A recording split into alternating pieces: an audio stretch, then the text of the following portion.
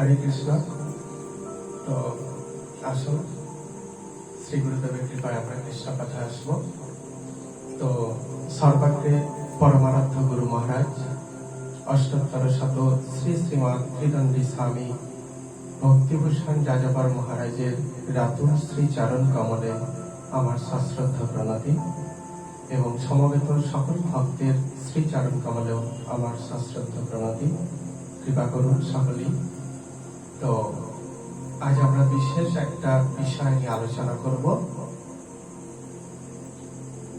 গীতার নাম সমূহ, তার ব্যাখ্যা বা তাৎপর্য। গীতা মাহাত্ম্যে বলা হচ্ছে, গীতাকে যে সমস্ত জিনিসের সঙ্গে তুলনা করা হচ্ছে সেইগুলোর নাম, এবং এই নামগুলো আমরা যখনই শ্রদ্ধা সহকারে উচ্চারণ করব তখন হৃদয়ের মধ্যে শ্রীকৃষ্ণ সক্রিয় হয়ে ওঠেন, শ্রীকৃষ্ণ সন্তুষ্টি লাভ করেন, তিনি আমাদেরকে কৃপা করে সমস্ত পাপ বা মলিনতা থেকে মুক্ত করেন। এই বিশ্বাস এবং শ্রদ্ধা সহকারে আমরা সেই নামগুলো উচ্চারণ করব। সকলেই বলবেন, গঙ্গা গীতা চ সাবিত্রী সীতা সত্তা পতিব্রতা ব্রহ্মবলী ব্রহ্মবিদ্যা ত্রিসন্ধ্যা মুক্তি গেহিনী অর্ধমাত্রা চিদানন্দা ভবগ্নি ভ্রান্তি নাশিনী বেদত্রয়ী পরানন্দা তত্ত্বার্থ জ্ঞানমঞ্জরি ইত্যেতানি জপে নিত্যম নরো নিশ্চলমানস জ্ঞান সিদ্ধি লভে নিত্যম তথম তে পরমম পদম। তো গীতাকে এই নামের সঙ্গে তুলনা করা হচ্ছে, বা এটা বললেও ভুল হয় না যে গীতার এইগুলো গীতার অপর নাম। তো কি বলা হচ্ছে? প্রথমেই গঙ্গা। গঙ্গা কি? শ্রীমৎ ভাগবত পুরাণে বলা হচ্ছে, শ্রীমৎ ভাগবত মহাপুরাণে, যে নিম্ন গানাম যথা গঙ্গা, অর্থাৎ সমস্ত নদীর মধ্যে আমি স্বয়ং গঙ্গা। এই গঙ্গাকে না ভগবান শ্রীহরির পদধৌত জল। তাহলে গঙ্গার উৎপত্তি কোথায় হয়েছে? ভগবান শ্রীহরির শ্রীচরণ কমল থেকে। আর ভগবান যেহেতু পরম পবিত্র, তাই তার শ্রীচরণ কমল থেকে উৎপন্ন এই পবিত্র বারিধারা বা জলধারা বা এই গঙ্গা, তিনি হচ্ছেন পরম পবিত্রা। তাই এই গঙ্গায় অবগাহন করলে কি হয় না, পাপ দূরীভূত হয়। তেমনি গীতার অমৃত বাণীধারায় যদি আমাদের হৃদয়টাকে সিক্ত করি বা ধৌত করি, তাহলে কি হবে? আমাদের মন, বুদ্ধি, চেতনা সমস্ত কিছুই কিন্তু নির্মল হয়ে যাবে। আবার গঙ্গাকে যেমন কখনোই দূষিত করা যায় না। গঙ্গাকে আপাত দৃষ্টিতে দেখে মনে হয় যে গঙ্গা নাকি দূষিত হচ্ছে। যদি সত্যি দূষিত হতো তাহলে সেই গঙ্গার জলকে বাড়িতে ধরে এনে প্রায় বছরের পর বছর, হাজার বছর রেখে দিলেও সেখানে কিন্তু কৃমিকীট জন্মগ্রহণ করে না। কিন্তু পাশের একটা পুকুর থেকে বা সরোবর থেকে যদি আমরা যদি সেই জল ধরে রেখে দেওয়া হয় বাড়িতে, তাহলে কিছুকাল পরেই দেখা যাবে সেখানে কিছু কৃমিকীট জন্মগ্রহণ করেছে। তাহলে এখানেই প্রমাণিত হয়, অথচ গঙ্গার বুকে এমন কিছু বর্জ্য পদার্থ নেই যে ফেলা হয় না। সেখানে ভীষণ ভীষণ নোংরা জিনিস ফেলা হয়। এটাই গঙ্গার মাহাত্ম্য, যে গঙ্গাকে দূষিত করা যায় না। এই গঙ্গাকে যেমন কখনোই দূষিত করা যায় না, তেমন ভ্রান্ত ব্যক্তিগণ গীতার নামে যতই কুৎসা রটাক না কেন, গীতার অপব্যাখ্যা করুক না কেন, গীতা কখনোই অপবিত্র হয়ে যায় না। তবে গঙ্গা পবিত্র হলেও ভবিষ্যতে যখন মানুষ গঙ্গাকে স্পর্শ করার মতো পুণ্যও তাদের থাকবে না, সেটা ঘোষণা করা হয়েছে আগে থেকে শাস্ত্রে, যে যখন গঙ্গাতে স্নান করা তো দূরের কথা, তাকে স্পর্শ করার যে জন্য একটা পুণ্যের দরকার হয়, স্বীকৃতির প্রয়োজন হয়, সেই স্বীকৃতি যখন মানুষের থাকবে না, তখন মা গঙ্গা নিজেকেই দূষিত করে ফেলবেন। তো বাইরে থেকে মনে হবে দূষিত, কিন্তু গঙ্গা কখনোই দূষিতা হবেন না, এটাই আমাদের খেয়াল রাখতে হবে। ঠিক সেই রকমই যে গীতাও চিরপবিত্র। গঙ্গা যেমন ভগবান শ্রীহরির শ্রীচরণ থেকে নিঃসৃত হয়েছে, তেমনি গীতা ভগবানের মুখ থেকে নিঃসৃত হয়েছে। ভগবানের সকল অঙ্গই কিন্তু একই, চিন্ময়। তাই চরণ থেকে নিঃসৃত হয়েছে বলে তার একরকম গুণ, আর মুখ থেকে নিঃসৃত হয়েছে বলে তার আর একরকম গুণ, এটা কিন্তু নয়। হ্যাঁ, তো গীতা ভগবান শ্রীকৃষ্ণের মুখ থেকে নিঃসৃত হয়েছে। শাস্ত্রে বলা হচ্ছে যা স্বয়ং পদ্মনাভস্য মুখ পদ্মাৎ বিনিসৃতঃ, অর্থাৎ ভগবান শ্রীহরির বা পদ্মনাভের মুখ থেকে নিঃসৃত হয়েছে। গঙ্গাকে যখন যেমন কখনো অপবিত্র করা যায় না, যে গীতাও কখনো ভ্রান্ত পথগামী ব্যক্তিদের ভ্রান্ত ব্যাখ্যার দ্বারা কখনোই গীতাকেও অপবিত্র করা যায় না। সেই জন্য গীতাকে গঙ্গা এই নামে অভিহিত করলেও ভুল হয় না।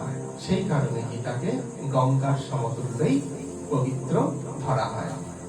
এরপর আসবো গীতা, গঙ্গা, তারপর কি গীতা। গঙ্গা গীতা চ সাবিত্রী, অর্থাৎ এরপর গীতা। কেন গীতা বলা হয়? এই যে দিব্য জ্ঞান, এটা স্বয়ং পরমেশ্বর ভগবান শ্রীকৃষ্ণ দ্বারা গীত হয়েছিল। ভগবান গীতের আকারে অর্জুনকে এই শিক্ষা প্রদান করেছিলেন। যেহেতু পরমেশ্বর ভগবান শ্রীকৃষ্ণ দ্বারা গীত, তাই এর নাম গীতা। আবার পরমেশ্বর ভগবানের ভক্তদের দ্বারাও এই গ্রন্থ গীত হয়। চারিদিকে তার ভক্তরা এই গ্রন্থের গুণগান করে থাকেন। সেই জন্য এই গ্রন্থ, এই দিব্য উপদেশ সম্বলিত এই গ্রন্থ গীতা নামে অভিহিত। এরপর আসবো সাবিত্রী। গীতাকে সাবিত্রীর সঙ্গে তুলনা করা হচ্ছে কেন? কারণ সাবিত্রীর পরিচয় আমরা জানি। সাবিত্রীকে সত্যবানের স্ত্রী, যিনি মৃত পতিকে যমের দুয়ার থেকে ফিরিয়ে এনেছিলেন, সেটাই আমরা জানি কাহিনীর মধ্য দিয়ে। এই যে মৃত পতিকে যমের দুয়ার থেকে ফিরিয়ে এনেছিলেন, এটা সহজ সাধ্য কাজ নয়, এটা অসাধ্য সাধন কর্ম, তাই তো? তো প্রকৃতপক্ষে আমরা তো কেউ মারা যায় না। এই যে স্বামী মারা গেছে বলা হলো, অর্থাৎ কার? সাবিত্রী, তাকে যমের দুয়ার থেকে এনেছিলেন। তো প্রকৃতপক্ষে আমরা তো কেউ মারা যাই না, আমরা দেহত্যাগ করি। দেহত্যাগ করে কর্ম অনুযায়ী কোথাও চলে যাই, মানে আত্মীয় স্বজনদের কাছ থেকে হারিয়ে যাই, তাই তো? কর্ম অনুযায়ী বিভিন্ন জায়গায় চলে যাই, তাদের কাছে আসতে পারি না। তেমনি আমরা হলাম পরমানন্দময়, পরমাত্মার আনন্দময় অংশ পালাম। আমরা প্রত্যেকেই আনন্দের অংশ কি হয়? আনন্দই হয়। রসগোল্লার অংশ মিষ্টি হয়, নিম পাতার মতো তো হয় না। ঠিক সেই রকম আনন্দময়ের অংশ আমরা, তাই আমরাও প্রত্যেকে আনন্দময়, ঠিক আছে? কিন্তু আমরা অসদাচারী জীবন বা অসৎ সঙ্গে জীবন যাপন করার ফলে আমরা সাধুর কথার থেকে অসাধুর কথাকে বেশি গুরুত্ব দিই। একজন সাধু যখন শাস্ত্রসম্মত আলোর জগতে দেখাতে চাইবে, আলোর পথ দেখাতে চাইবে যে এই পথ দিয়ে যাও, তুমি আলো পাবে। তখন পিছন থেকে একজন অসাধু ব্যক্তি বলবে, যা না যা, সাপ আছে ওই রাস্তায়। তখন কিন্তু আমরা সেই সাধুর কথাকে উপেক্ষা করে, অসাধুর প্ররোচনায় পড়ে আমরা সেই পথ পরিত্যাগ করতেও কুণ্ঠাবোধ করি না। সেটাই এখানে বলা হচ্ছে যে আমরা অসদাচারী জীবন যাপন করি অসৎসঙ্গে। এর ফলে আমাদের চেতনার যে নিত্য আনন্দ, সেগুলো আমরা হারিয়ে ফেলি। সাবিত্রী কাকে হারিয়ে ফেলেছিলেন? তার স্বামী সত্যবানকে। আমরাও হারিয়ে ফেলি কাকে? আমাদের চেতনার যে দিব্য নিত্য আনন্দ, সেটা আমরা হারিয়ে ফেলি। কিন্তু গীতার দিব্য জ্ঞান হৃদয়ে ধারণ করতে পারলে আমরা পুনরায় আমাদের যে হারানো আনন্দ বা নিত্য আনন্দ, সেটাকে আমরা ফিরে পেতে পারি। সাবিত্রী মৃত স্বামীকে ফিরে পেয়েছিলেন, অর্থাৎ আমরাও আমাদের হারানো যে আনন্দ, দিব্য আনন্দ, সেটা আমরা ফিরে পাবো। কি না, গীতা অনুশীলন করলে। অর্থাৎ গীতা আমাদের হারিয়ে যাওয়া যে নিত্য আনন্দ, তা আমাদের কাছে ফিরিয়ে এনে দেন। তাই গীতাকে সাবিত্রী বলে সম্বোধন করা হচ্ছে। সাবিত্রী, বোঝা গেল? এরপর কি? গঙ্গা, গীতা, সাবিত্রী। এরপর সীতা। সীতা কেন বলা হচ্ছে? সীতা দেবী হলেন পরমেশ্বর ভগবান শ্রী রামচন্দ্রের পরাশক্তি। কি বললাম? পরমেশ্বর ভগবান শ্রী রামচন্দ্রের পরাশক্তি, যাকে রাবণের মতো দুষ্ট ব্যক্তিগণ অপহরণ করে নিয়ে গেছে বলে মনে হয়। কিন্তু এই পরাশক্তিকে অপহরণ করে নিয়ে যাওয়ার ক্ষমতা রাবণদের মতো দুষ্ট ব্যক্তির নেই, আর এই ক্ষমতা তাদের জীবনেও জন্মাবে না। তাহলে কি আমরা যে দেখি সীতা দেবীকে অপহরণ করে নিয়ে চলে গিয়েছিলেন, কিন্তু আমাদেরকে ভালোভাবে যদি আমাদের উপলব্ধি করি, তাহলে দেখা যাবে, বা শাস্ত্রকে যদি বুঝি, তাহলে দেখা যাবে সীতা দেবীকে নয়, ছায়া সীতাকে নিয়ে গিয়েছিলেন। সীতা দেবীর ছায়া, তাকে নিয়ে গিয়েছিলেন। কিন্তু প্রকৃত সীতা দেবী থেকে যান কোথায়? দিব্য অগ্নিময় জগতে, অগ্নিদেবীর কাছে তিনি থেকেছিলেন। কেন? সীতাকে যদি না নিয়ে যায়, রাবণের মতো দুষ্ট ব্যক্তির পতন হবে না। আবার রাবণের ক্ষমতা নেই বা সেই স্বীকৃতি নেই সীতা দেবীকে হরণ করে নিয়ে যাওয়া। তাই একটা ছায়া সীতা তৈরি করো, আসল সীতাকে অগ্নিদেবের কাছে রেখে দাও, ছায়া সীতাকে নিয়ে যাবে। সেটাকেই উপলক্ষ করে শ্রীরামচন্দ্র রাবণের মতো দুষ্ট ব্যক্তিকে ধ্বংস বা বিনষ্ট করেছিলেন। এটাই আমরা জানতে পারি। আর দুষ্ট রাবণরা ভগবানের পরাশক্তি সীতা দেবীকে কখনো অপবিত্র করতে পারে না, তাদের ক্ষমতা নেই। কারণ সেই পরাশক্তিও ভগবানের মতনই পরমা পবিত্রা, তাকে অপবিত্র করার ক্ষমতা রাবণের মতো দুষ্ট ব্যক্তির নেই।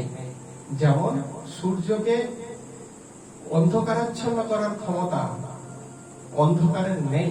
অন্ধকার যদি বলে চলো আমরা সবাই মিলে যাব সূর্যের কাছে, গিয়ে তাকে অন্ধকার করে দেবো, জগতের সমস্ত অন্ধকারেরও ক্ষমতা নেই তাকে অন্ধকার করে দেওয়া। মেঘে ঢাকা পড়ে যেতে পারে, কিন্তু মেঘের পরপারে কিন্তু সে দিব্য জ্যোতি নিয়েই বিরাজ করে, তাই তো? ঠিক সেই রকম সীতা দেবীকে অপবিত্র করার ক্ষমতা রাবণদের মতো দুষ্ট ব্যক্তিদের কখনোই নেই। ঠিক তেমনি গীতা হলো গীতাও ভগবানের পরাশক্তি। সীতা দেবী যেমন পরাশক্তি, ঠিক সেই রকম গীতাও হলো ভগবানের পরাশক্তি বা সম্বিত শক্তি, যাকে হৃদয়ে ধারণ করে থাকে স্বয়ং ভগবান, তাই তো? তো এই শক্তিকে যিনি হৃদয়ে ধারণ করেন, মায়া কখনোই তাকে অপহরণ করে নিয়ে যেতে পারে না। রাবণ সীতা দেবীকে হরণ করে নিয়েছেন, কিন্তু আমরাও তো অপহৃত হচ্ছে মুহূর্তে মুহূর্তে, প্রত্যেকটা মুহূর্তে অপহৃত হচ্ছি। কার দ্বারা?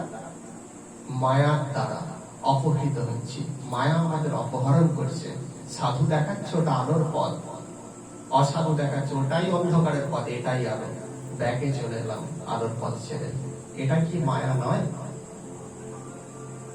তো এইটাই যে অপহরণ করে নিয়ে যেতে পারবে না যদি আমরা গীতার জ্ঞানকে, দিব্য জ্ঞানকে আমরা যদি হৃদয়ঙ্গম করতে পারি। সেই গীতা অনুশীলনকারী ব্যক্তি সর্বদাই দিব্য অপ্রাকৃত জ্যোতির্ময় আনন্দ লোকেই বিরাজ করেন। প্রকৃত সীতাদেবী কোথায় ছিলেন? জ্যোতির্ময় অগ্নিদেবের কাছে। ঠিক গীতাকে যিনি হৃদয়ঙ্গম করতে পারেন তিনিও দিব্য জ্যোতির্ময় আনন্দ লোকেই বিরাজ করেন। আর গীতা অনুশীলনকারী ব্যক্তি কখনো জড় কামনার সংস্পর্শে এসে মলিন হয়ে যান না। সীতাদেবীকে যেমন অপবিত্র করার ক্ষমতা রাবণের নেই, ঠিক সেই রকম গীতাকে যিনি আশ্রয় করেছেন, গীতায় যিনি অনুশীলন করেন আগ্রহের সঙ্গে, গীতাকে ভালোবেসে, তাকেও অপবিত্র করার ক্ষমতা জড়জাগতিক কামনা বাসনার নেই। তাই গীতার আর এক নাম সীতা, বা গীতাকে সীতা দেবীর সঙ্গে তুলনা করা হচ্ছে। আর কি? গঙ্গা, গীতা, সাবিত্রী, সীতা। এবার কি হবে? সত্তা। সত্তা কেন সত্তা নাম? সত্য কথাটা আমরা জানি, সেই সত্য হচ্ছে পুংলিঙ্গ, সত্যের স্ত্রীলিঙ্গ হলো সত্তা, তাই তো? একটা আকা স্ত্রীলিঙ্গে, পুংলিঙ্গ থেকে স্ত্রীলিঙ্গে পরিণত করা, অর্থাৎ সেই সত্যের স্ত্রীলিঙ্গ হলো সত্তা। গীতা যেহেতু পরম সত্য, পরমেশ্বর ভগবান শ্রীকৃষ্ণের প্রদত্ত জ্ঞান। কার জ্ঞান প্রদত্ত? কার প্রদত্ত জ্ঞান? শ্রীকৃষ্ণের। পরম সত্য যিনি, পরম সত্য ভগবান শ্রীকৃষ্ণের প্রদত্ত দিব্য জ্ঞান, তাই এই জ্ঞান নিত্য সত্য।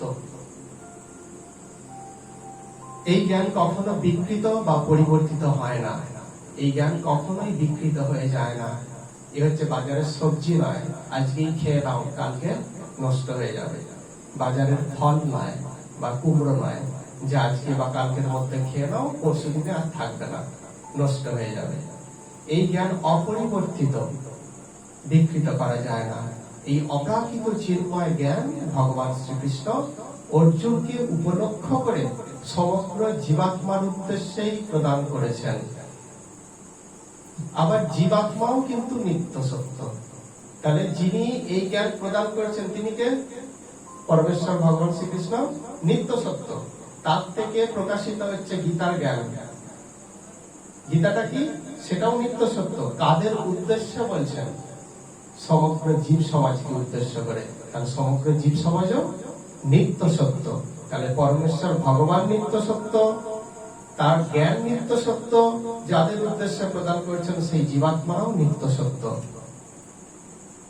তাই এই গীতা সত্তা নামে সুপরিচিতা। এই গীতাকে কি বলা হয়? সত্তা। এরপর কি? গঙ্গা, গীতা, সাবিত্রী, সীতা, সত্তা আর পতিব্রতা। পতিব্রতা মানে কি? পতির সেবা করাই যার ব্রত, তাকেই বলা হয় পতিব্রতা। বলে না পতিব্রতা রমণী, মানে পতির সেবা করাই যার ব্রত, তাকে পতিব্রতা বলা হয়। কিংবা যিনি পতির অনুগতা, পতির অনুগত হয়ে জীবন যাপন করেন, সংসার ধর্ম পালন করেন, সেই রমণীকেই বলা হয় পতিব্রতা রমণী। শ্রীকৃষ্ণ হলেন জগৎপতি। আমরা প্রণামে কি বলি? হে কৃষ্ণ করুণা সিন্ধু দীনবন্ধু জগৎপতে। জগৎপতে অর্থাৎ তিনি সমগ্র জগতের পতি, একজনের বা দুজনের নন, তিনি সমগ্র জগতের পতি। আর গীতার এই পরমামৃত চিন্ময় উপদেশ পালন করার মধ্য দিয়েই সেই জগৎপতির সর্বোচ্চ সেবা সাধন করা সম্ভব। একজন পতিব্রতা রমণী, যিনি স্বামীর অনুগত হয়ে থাকেন, তিনি স্বামীর প্রত্যেকটা উপদেশ বা আদেশ পালন করবেন, তাই তো? ঠিক সেরকম ভগবান শ্রীকৃষ্ণ এই গীতাতেই আমাদের উদ্দেশ্যে কিছু উপদেশ পালন করেছেন, অর্থাৎ পতিব্রতা হওয়ার কথা আমাদেরকে ঘোষণা করছেন।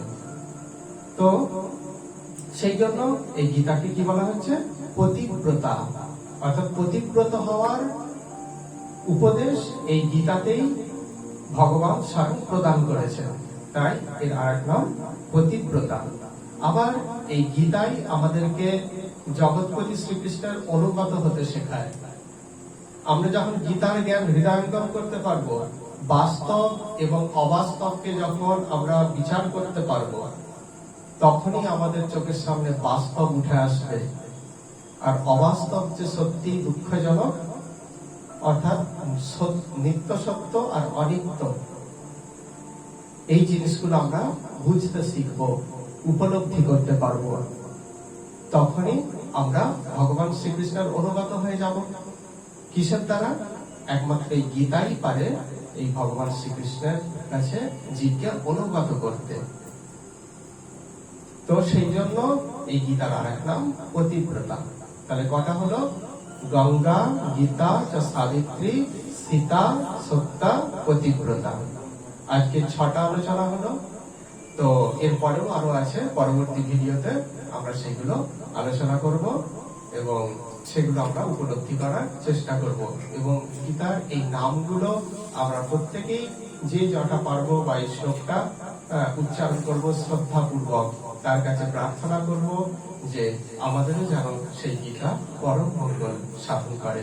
তো আজকের আলোচনা এখানে বিশ্রাম। পরবর্তী নামগুলোর ব্যাখ্যা পরবর্তী ভিডিওতে আমরা প্রকাশ করার চেষ্টা করব। হরে কৃষ্ণ।